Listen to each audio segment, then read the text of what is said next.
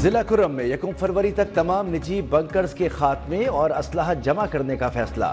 زمینی راستے پر آمد و رفت محفوظ بنانے کے لیے سیکیورٹی میکنزم تیار۔ علاقے میں ہنگامی بنیادوں پر ایئر سروس شروع کی جائے گی۔ ایئر سروس کے لیے وفاق اور صوبائی حکومتیں ہیلی کاپٹر فراہم کریں گی۔ فریقین حکومت کی ثالثی میں آپس میں ایک معاہدے پر دستخط کریں گے۔ وزیر اعلیٰ خیبر پختونخوا علی امین گنڈاپور کی زیر صدارت ایپیکس کمیٹی اجلاس کا اعلامیہ جاری۔ وفاقی وزیر داخلہ محسن نقوی، کور کمانڈر پشاور اور دیگر حکام کی بھی اجلاس میں شرکت۔ علاقے میں موجود شرپسندوں کو نکالنے میں حکومت کے ساتھ تعاون کا فیصلہ۔ جاری اعلامیے کے مطابق کرم کا مسئلہ صرف علاقائی نہیں بلکہ ایک قومی اور سنجیدہ مسئلہ ہے۔ اس مسئلے پر کسی کو اپنی سیاست چمکانے کی اجازت نہیں دی جائے گی۔ کرم کے مسئلے پر صوبائی وفاقی حکومتیں اور تمام ادارے ایک پیج پر ہیں۔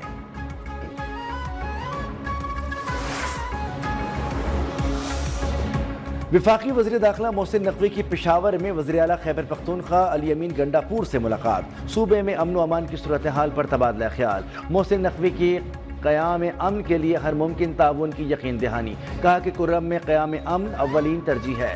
قانون نافذ کرنے والے اداروں کی استعداد کار بڑھانے کے لیے ہر ممکن مدد فراہم کریں گے۔ وفاقی وزیر داخلہ اور وزیر اعلیٰ خیبر پختونخوا کا فرنٹیئر کانسٹیبلری ہیڈ کوارٹرز کا بھی دورہ۔ یادگار شہداء پر حاضری دی۔ ایف سی کے شہداء کو خراج عقیدت پیش۔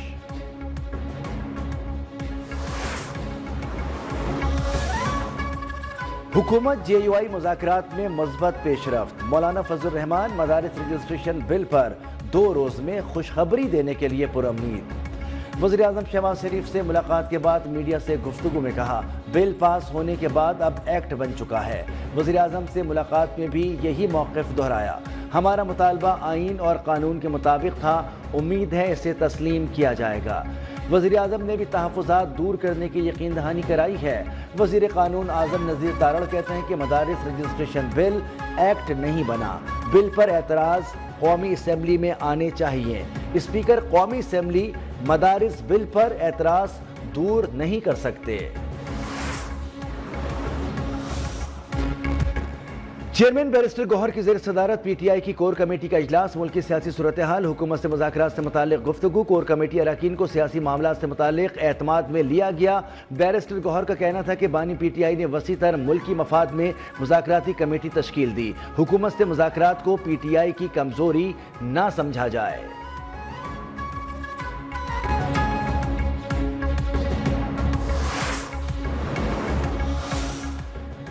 ہمارے دروازے سب کے لیے کھلے ہیں لیکن مذاکرات کے لیے لوگوں کو پکڑ کر نہیں لا سکتے، اسپیکر قومی اسمبلی ایاز صادق نے واضح کر دیا۔ اسپیکر کانفرنس کے بعد چیئرمین سینٹ کے ہمراہ میڈیا سے گفتگو میں بولے جس دن مذاکرات کا آغاز ہو گیا راستے بننے شروع ہو جائیں گے۔ ہم سے کسی رکن کو گرفتار کرنے کی اجازت نہیں لی جاتی۔ پروڈکشن آرڈر کے حوالے سے جب بھی ضرورت پڑی جاری کریں گے۔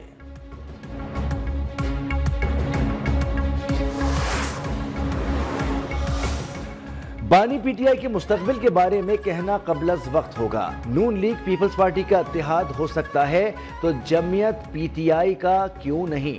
مسلم لیگ فنکشنل کے سربراہ پیر پگارا کی رجحان جمالی میں صحافیوں سے گفتگو۔ کہا قیام پاکستان سے اب تک کوئی الیکشن شفاف نہیں ہوا، میری سربراہی میں کوئی نیا الائنس نہیں بن رہا، ملک کے وسیع تر مفاد میں کوئی ذمہ داری دی گئی تو قبول کروں گا۔ کراچی میں چیئرمین بلاول بھٹو کی سربراہی میں پیپلز پارٹی کا اجلاس۔ شرکاء نے حکومت کے ساتھ ہونے والے مذاکرات سے متعلق پیش رفت سے آگاہ کیا۔ حکومت کی جانب سے آئندہ ہونے والی قانون سازی سے متعلق بھی بریفنگ۔ حکومت کی جانب سے یقین دہانیوں پر عدم اعتماد کا اظہار۔ بلاول بھٹو کی حکومت کے ساتھ رابطوں کو مزید تیز کرنے کی ہدایت۔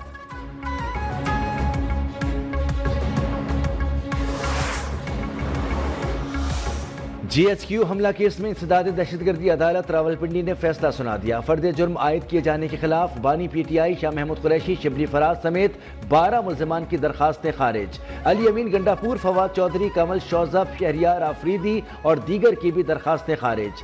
عدالت نے کہا ملزمان پر فرد جرم عائد ہو چکی ہے، درخواستیں غیر مؤثر ہیں، سماعت 21 دسمبر تک ملتوی۔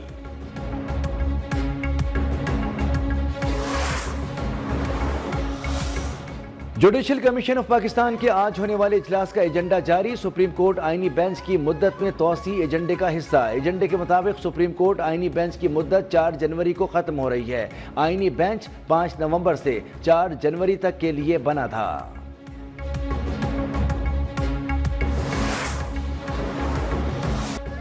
چیف جسٹس یحییٰ آفریدی کا رحیم یار خان جیل کا دورہ، خواتین اور نوعمر قیدیوں، جیل ڈسپینسری بیکری کا معائنہ، زیر سماعت اور سزا یافتہ قیدیوں سے ملاقات بھی کی۔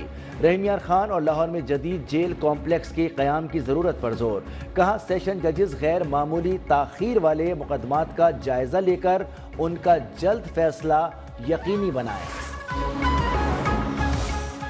ڈمپر والے سدھر جائیں یا جیل جانے کے لیے تیار ہو جائیں، گورنر سندھ کامران ٹیسوری کی وارننگ، کہا ڈمپر مالکان اپنے ڈرائیورز کو قانون کی پاسداری سکھائیں، موت لے کر سڑکوں پر گھومنے والے ڈمپرز کے قوانین وضع ہونے چاہیے، یہ نہیں ہو سکتا ڈمپر والے کراچی والوں کو کچلتے رہیں، ایسا اب نہیں چلے گا۔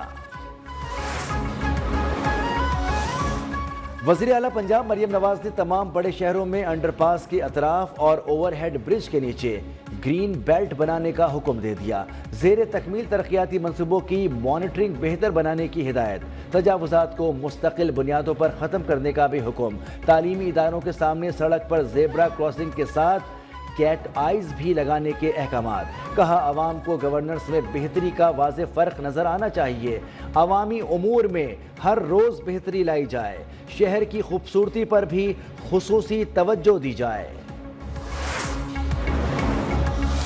ملک میں مہنگائی کی شرح میں پھر سے اضافے کا رجحان شروع، حالیہ ہفتے مہنگائی کی شرح میں 0.38% اضافہ، سالانہ بنیادوں پر مہنگائی کی شرح 3.71% سے بڑھ کر 4.64% ہو گئی۔ حالیہ ہفتے کے دوران 15 اشیاء مہنگی اور 13 سستی ہوئیں، 23 اشیاء کی قیمتیں مستحکم رہیں۔ وفاقی ادارہ شماریات کی ہفتہ وار رپورٹ جاری۔